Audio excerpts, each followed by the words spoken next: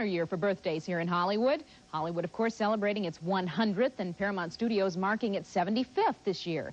Here to help us look back at the past 7 decades at the prolific studio, a top gun of this decade, guest host Tom Cruise. Paulette Goddard. Paulette Goddard.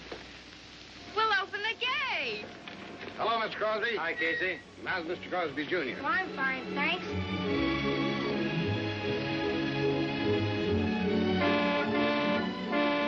Why, if it isn't Miss Desmond.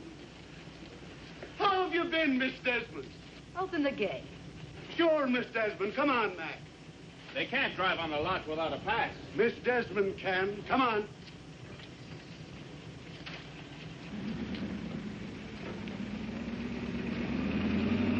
A lot of people have passed through that gate. It's the most famous movie studio entrance in the world. It's almost symbolic of an era. The golden age of Hollywood. Today, there's just one star under contract to Paramount. But what a star. Eddie Murphy. In the old days, Paramount, like every studio, had a whole roster of contract stars. Let's go back in time and look at some of the Paramount family who worked and played just inside that very famous gate. Within these portals, you may see such famous stars as the Marx Brothers, Chevalier, Carole Lombard, Richard Allen, Mae West, Cary Grant, and many of your other favorites. On your left, Randolph Scott is showing some of the sailors from the British fleet around the studio. Over here on your right, playing hide and seek are Gary Cooper and Frederick March.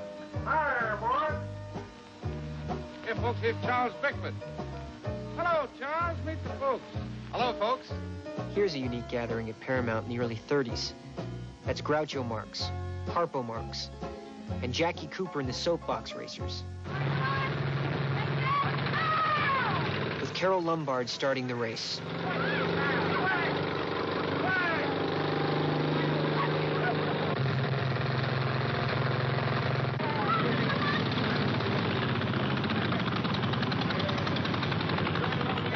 Charles Lawton flagging them down.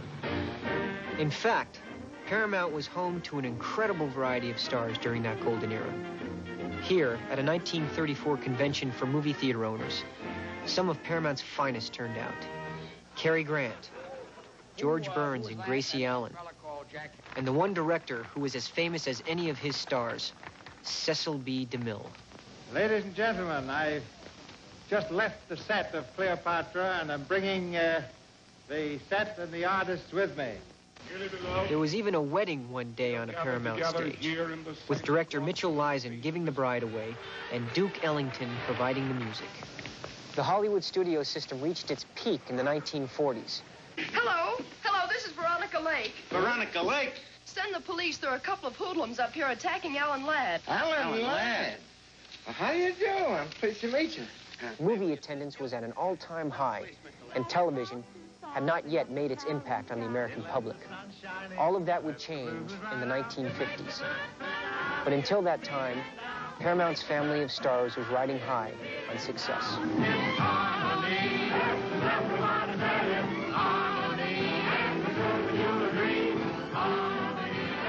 That was a special time in Hollywood.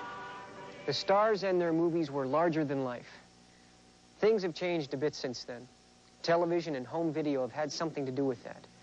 But one thing that hasn't changed is people's need to be entertained. And Paramount is still doing that. So a Hollywood tradition, a tradition of entertaining the world, goes on. Celebrating Paramount's 75th anniversary, I'm Tom Cruise.